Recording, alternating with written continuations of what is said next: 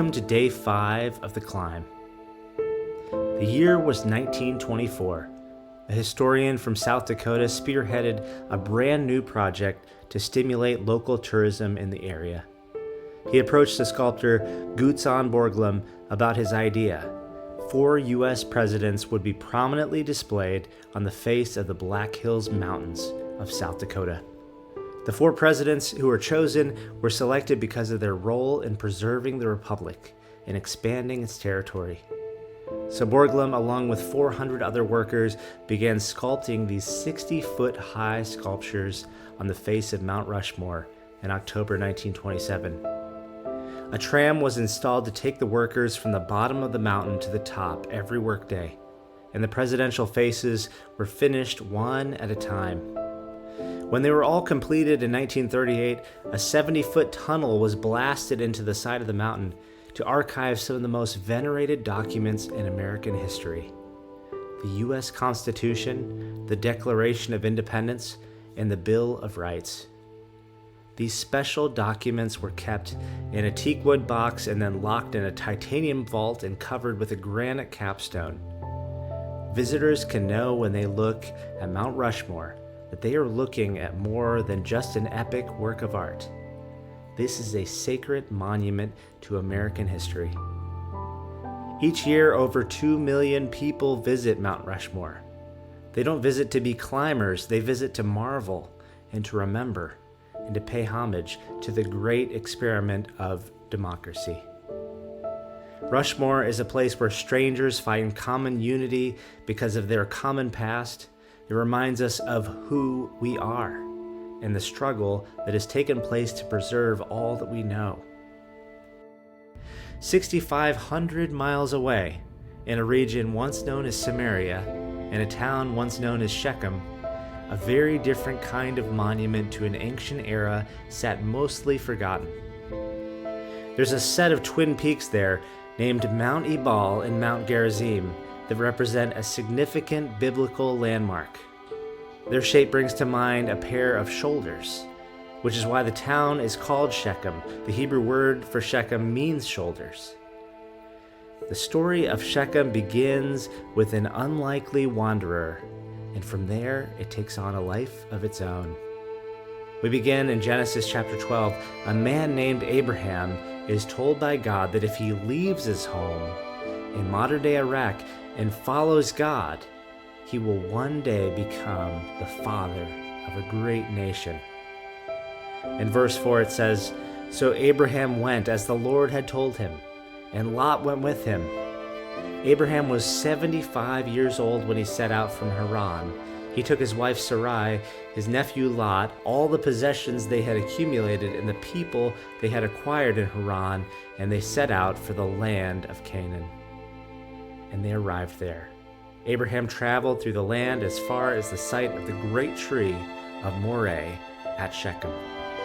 The tree of Moreh sits perfectly centered between Mount Ebal and Mount Gerizim.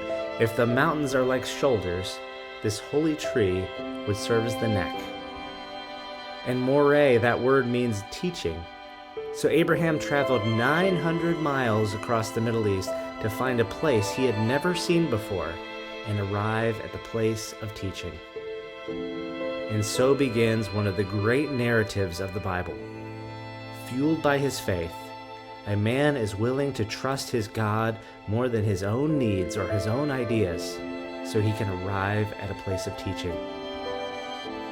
Future generations return to this same landmark.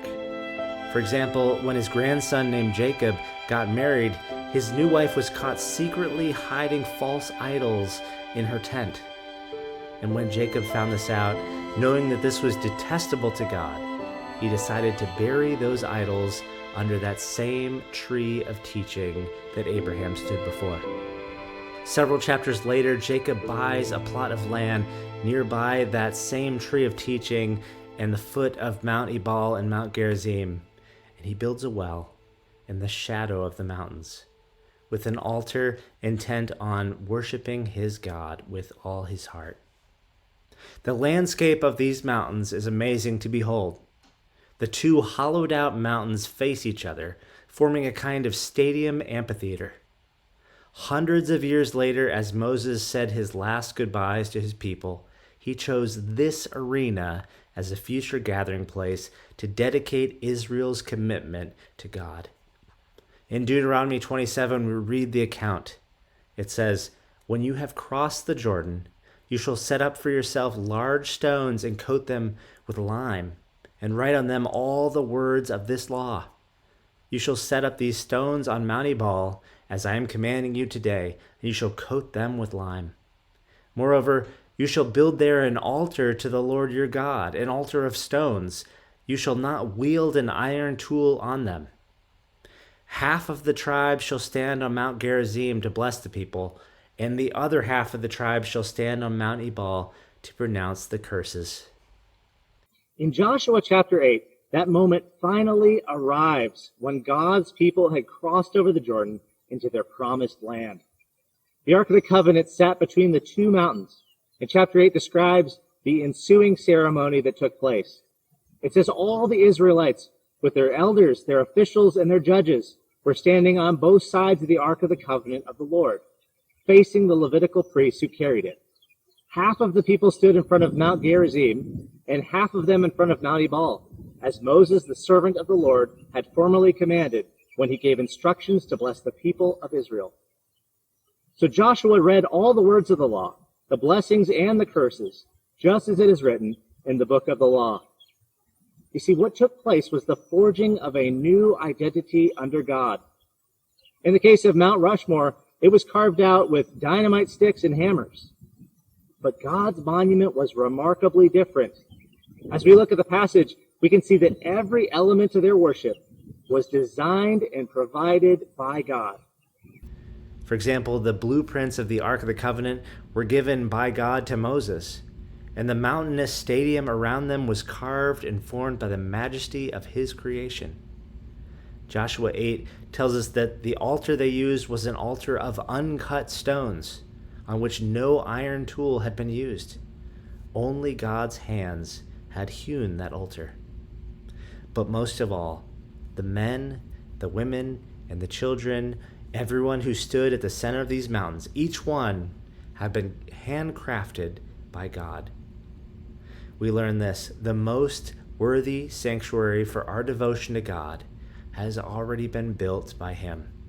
No enhancement by human hands is necessary by us. No greater adornment is required. God even provided the awe-inspiring scale of these mighty mountains and the unique complexity of his small created people to magnify all of this worship.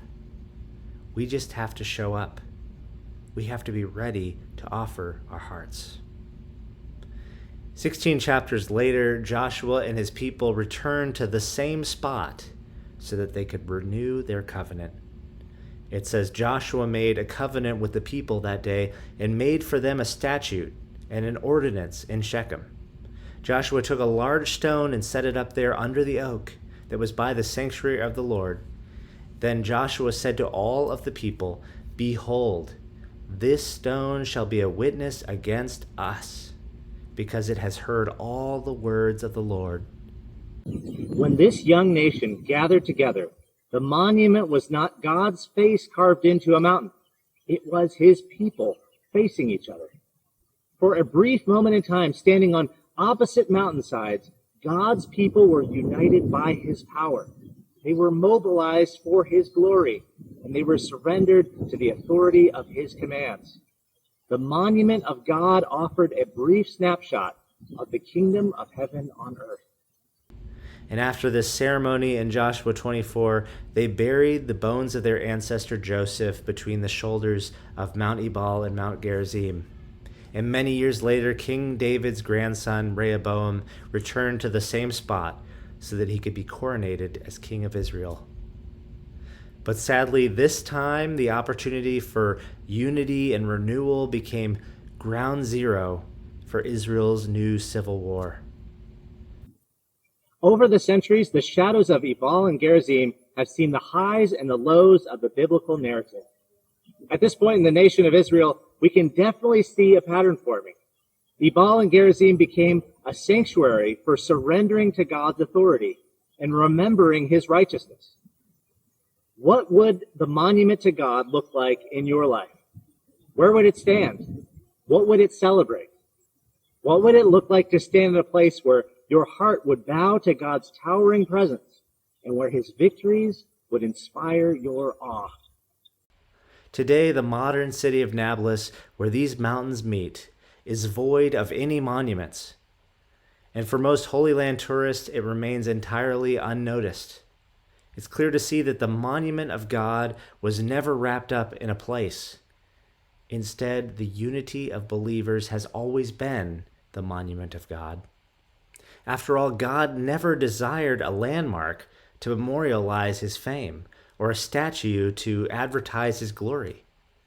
As the years passed by, God's people gathered less and less often. Their division soiled their unity year after year, and their ceremonies became little more than just empty ritual. God's desire is for us to set aside our brokenness and collectively remember his faithfulness with all of our heart, no matter the time or the place. The ultimate unity among believers is when we're inspired to love each other because of our recognition of how God loves us. The assembled and engaged community of faith is a monument to God, and it turns heads and it opens eyes in an unbelieving world around us. Loving surrender is the mountainous tribute to the glory of God. The unity of believers will start at the ground, and it will ascend to the summit of the heavens, where all eyes will look to God. This is where Jesus steps into the story, and he stands at base camp at the foot of Mount Ebal and Mount Gerizim. He had arrived to move the mountains of remembering God from that location to the ends of the earth. Jesus made several journeys from the north of Israel down to Jerusalem for the celebration of major feast days, and the general rule about passing through central Israel is to avoid hiking through Samaria at all costs. At this point in history, Samaritans and Jews had this long-standing feud that kept them apart. But one year in particular, Jesus insisted on walking straight into the heart of Samaria, setting his course directly towards Mount Ebal and Mount Gerizim. The Gospel of John records Jesus sitting at the exact same base camp well that Jacob had built at the foot of the mountains centuries earlier. At the well, Jesus began a simple conversation with a Samaritan woman that led to a declaration of something new in an ancient place of tradition. John chapter 4 records this conversation. Jesus asked the woman, "Will you give me a drink?" The woman said to Jesus, "You are a Jew and I am a Samaritan woman. How can you ask me for a drink?"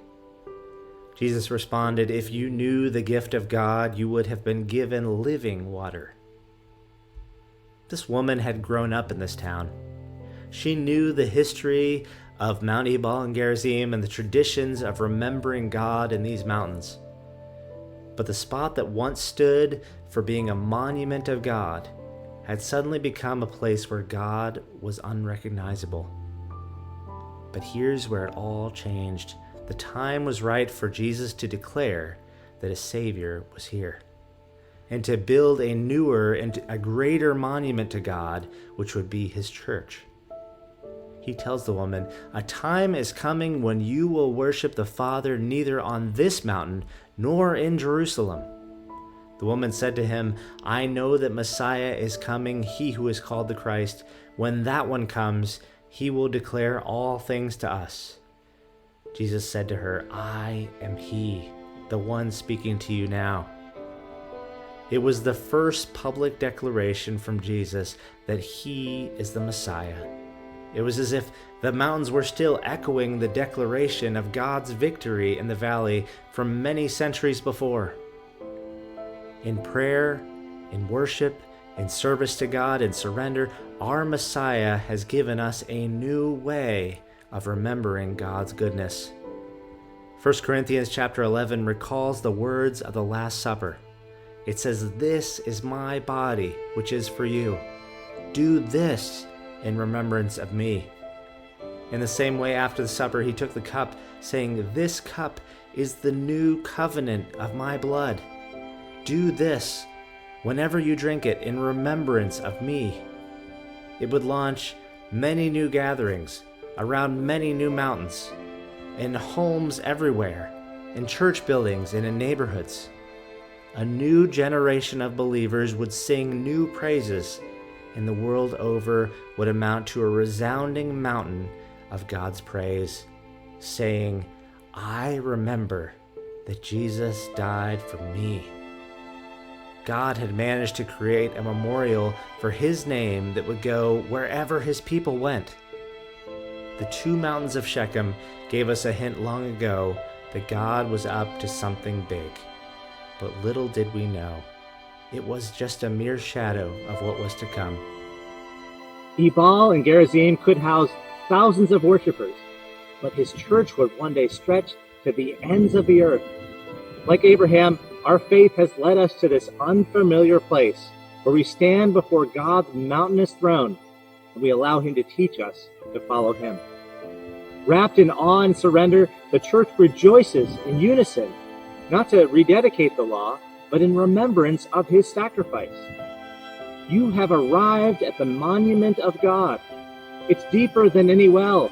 It's wider than any valley. It's taller than any mountain. And it's filled with worshipers more numerous than the stars in the sky. They're all standing in praise and in awe of a God more glorious than the setting sun.